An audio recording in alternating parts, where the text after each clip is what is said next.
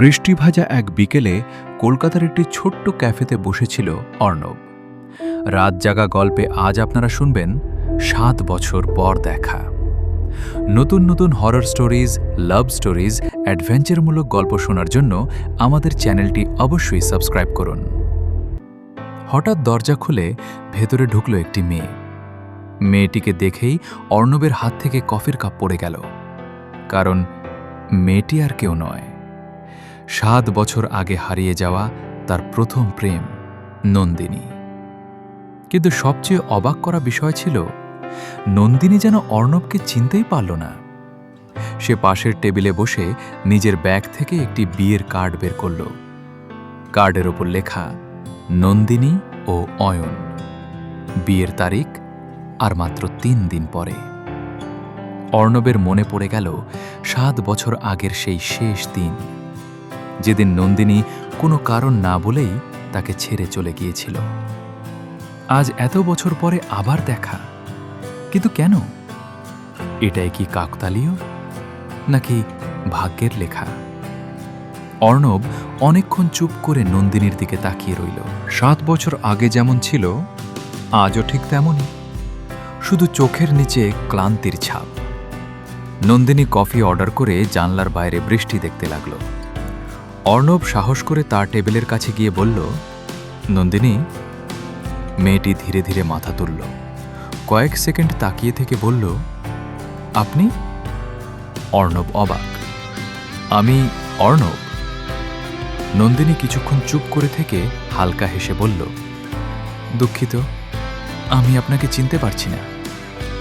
অর্ণবের বুকটা কেঁপে উঠল। সে ভাবল, হয়তো নন্দিনী ইচ্ছে করেই এমন বলছে, কিন্তু তার চোখে কোনো অভিনয় ছিল না। সে সত্যিই চিনতে পারছে না।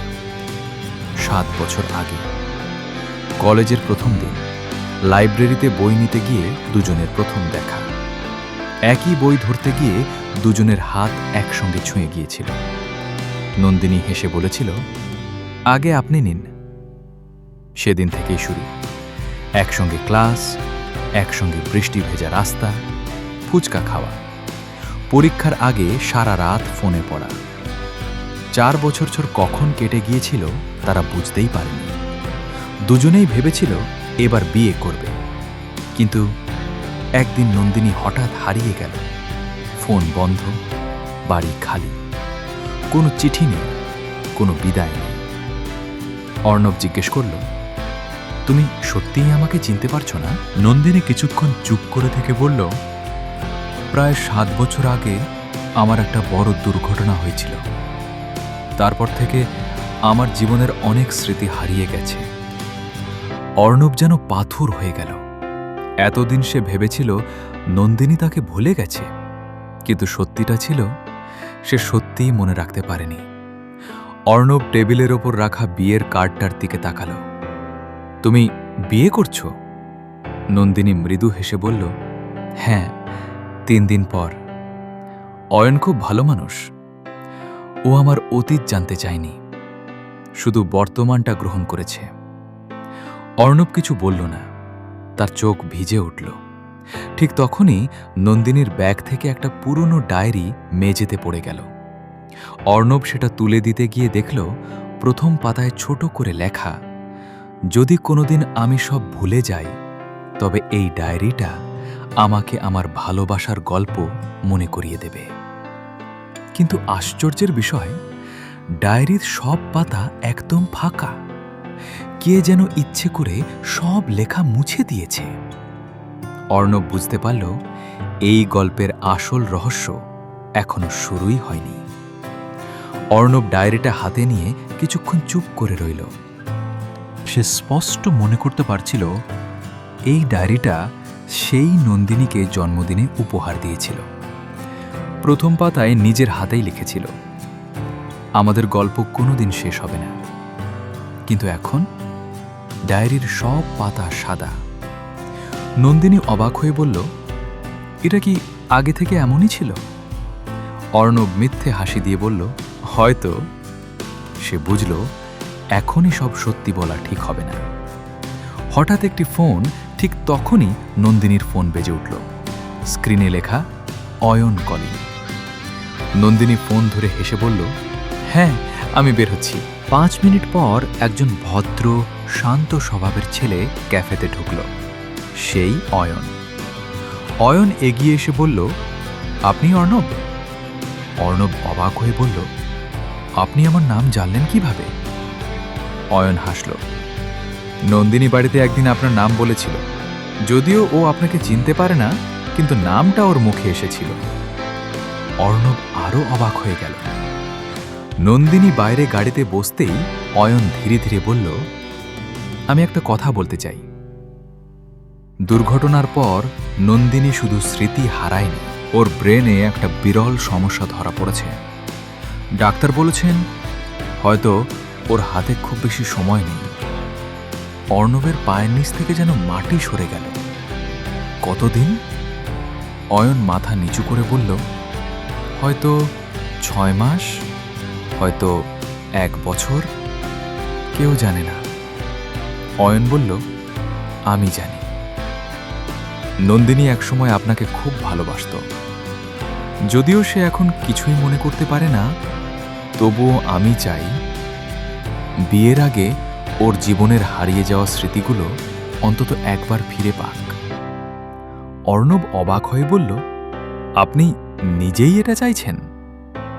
অয়ন মৃদু হেসে বলল, ভালোবাসা মানে শুধু নিজের মানুষকে পাওয়া নয়। তার মুখে শেষবারের মতো একটা সত্যিকারের হাসি দেখতে পারাও ভালোবাসা। অর্ণবের চোখ ভিজে উঠল। পরের দিন অয়নের অনুমতি নিয়ে অর্ণব নন্দিনীকে নিয়ে সেই পুরনো কলেজে গেল। লাইব্রেরি, ফুচকার দোকান, বৃষ্টিতে ভেজা বাসস্ট্যান্ড, সব জায়গায় ঘুরল তারা।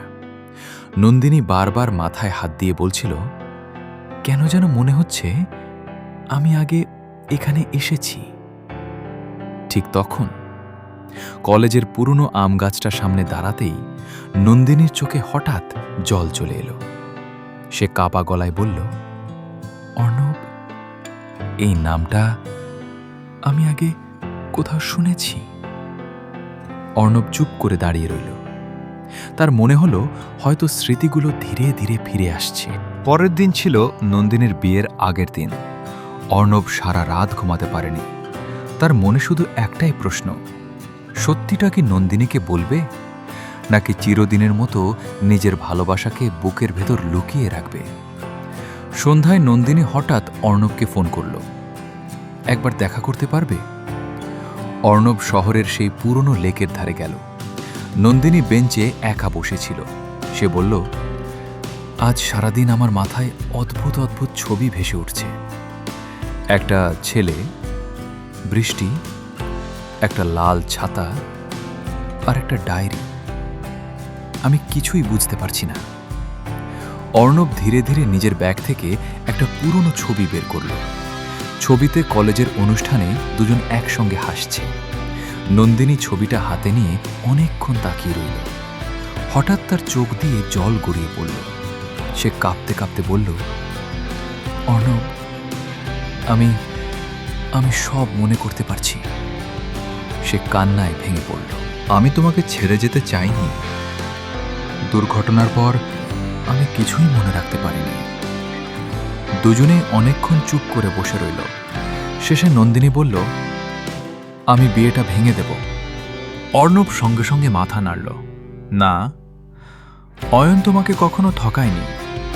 সে তোমার অতীত জেনেও তোমার পাশে দাঁড়িয়েছে। এমন মানুষ খুব কম হয়।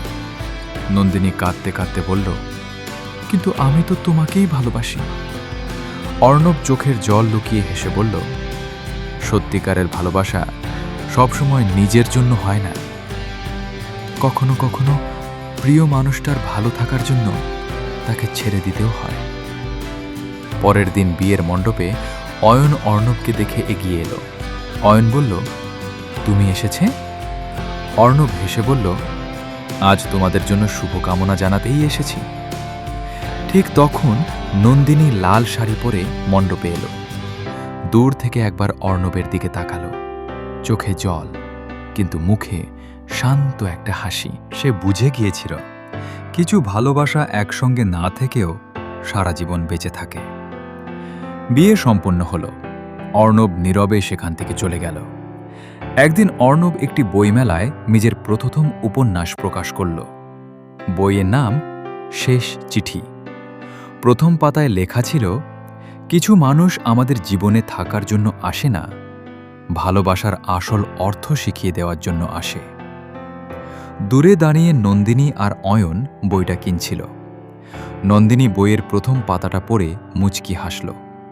সে দূর থেকে অর্ণবের দিকে তাকিয়ে মাথা নত করল। অর্ণবও হেসে হাত নাড়ল। তাদের আর কোনো কথা হলো না, কারণ সব কথা অনেক আগেই শেষ হয়ে গিয়েছিল।